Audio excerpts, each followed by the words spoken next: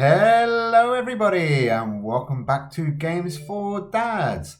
We are going to be doing another top 10 countdown, and once again we are probably going to be fairly controversial, but today we're looking at the top 10 energy drain and inflation cards.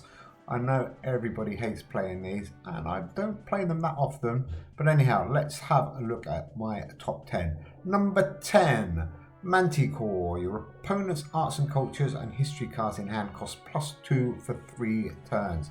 Quite like this one. Obviously it depends on the week, it depends on what other people are playing, but at number 10 I do like this one. 3 for 44, the Manticore Life on Lands card, and I enjoy it because I can hit those 8 Immortals decks with this card, so that's why I've got him at number 10. Moving on to number 9, Sinterklaas.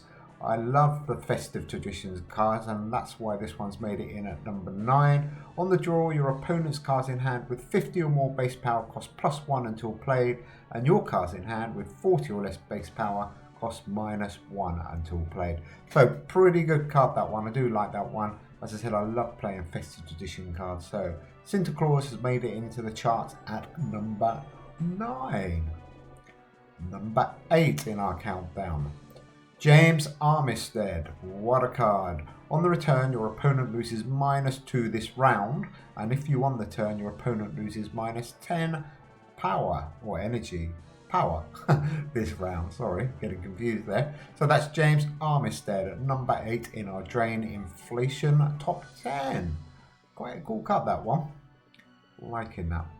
Okay, moving on. Our next card is number 7, Icelandic Yule Cat, another one from the Festive Traditions album. Great card, this one. On the draw, your opponent's cards in hand cost +1 this round.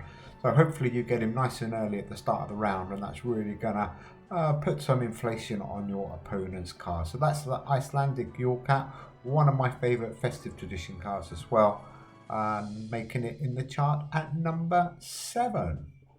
Okay, let's have a look at number 6.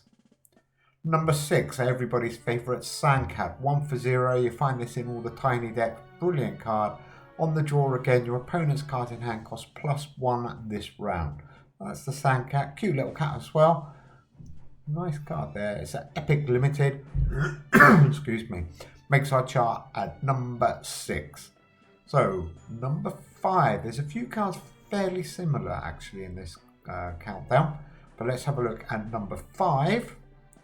The Crooked Forest. What an amazing card. I nearly had this one higher, but on the return, if your deck has 4 or more Tremendous Trees cards, your opponent's legendary cards, wherever they are, cost +2 for 5 turns. It was a little bit of a gamble because it's only your opponent's legendary cards, but wherever they are, so, and you've got 5 turns, so it's quite good. Most people will have quite a few legendary cards. So that's the Crooked Forest, 7 for 77. Fantastic card at number 5. Okay, moving on to number 4, Ragnarok, or Ragnarok, I should say, Ragnarok. Number 4, draw. On the draw, your opponent's cards in hand costs +2 this turn. 4 for 48. It is a limited legendary. Pretty difficult to get this card, and you can see why, because that really can put some inflation on your opponent's energy. So I love that card. I haven't got it yet. If anybody wants to do me a trade, I'll be more than happy to do you a fair swap. That's Ragnarok, number 4. So number 3, what an amazing card. The American Crocodile. Probably one of the most underestimated or undervalued cards there is. Limited legendary, but on the play, which is really important, your opponent loses -2 this round. So if you play him on the first turn of a round, or the first turn of a round, then you're going to hit him for 2 energy for the rest of that round. So that's the American Crocodile, making our charts at number 3. Great card. Number 2, Lockheed. What a card. Really good card. On the return, your opponent's remaining cards in hand cost +3 energy next turn. Wow, that can really cause you a lot of problems, or I should say cause your opponent a lot of problems. That's Lockheed, great card, really difficult to get, trades really highly on the market as well. But again, it's definitely worth trying to get if you do fancy building a drain stroke inflation deck. So number 2 is Lockheed. Okay, let's have a look at a few honourable mentions before we move on. We've got King Cobra, definitely worth an honourable mention. On the play, your opponent loses -1 energy permanently. Pretty good there. If you can get him around a couple of times in a low energy week, then he can be quite devastating. So King Cobra, 6 for 8, might have been just outside of the top 10 there for me. Tartarus, another honourable mention. On the return, both place cards wherever they are with 8 or more base energy cost +4 for 3 turns. So if you're in a high energy week, or I should say if you're going up against a high power deck, then this one can be quite useful. Definitely worth an honourable mention, definitely not in our top 10. King Midas, I know a lot of people love this card. I've got it as an honourable mention because on the draw your opponent's legendary cards in hand, and that's the problem with this one, they have to be in hand, cost +3 for 3 turns. If it was legendary cards anywhere, it would be amazing. Mimic Octopus, another honourable mention. If you lost the turn, steal 4 from your opponent. Well, it's pretty good, 8 for 88.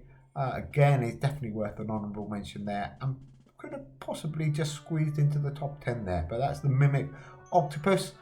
Do check out my Octopus deck because the video for that is amazing. Another honourable mention goes to the Portuguese Man of War. Steal 2 from your opponent, 1 for 6. Great for casual games, great for tiny decks, great for all sorts of combinations there. Definitely playable. That's the Portuguese Man of War. And another card I love with that honourable mention, Blizzard. On the play, your opponent loses -1 energy this round. So again, really useful, 1 for 1, throwaway card. And I do like Blizzards. I don't like Blizzards, but I like the card. Scorpion Fish, probably our last honourable mention. On the play, your opponent loses -1 this round. So exactly the same as Blizzard, but this one going to cost you 5 for 48. So not bad, Scorpion Fish, cool picture as well. And our very final honourable mention, 4 for 21, Mars on the play. So again, very similar. Your opponent loses -1 at this round. So a lot of these cards you can put together to really cause a lot of problems. Okay, so what is number 1?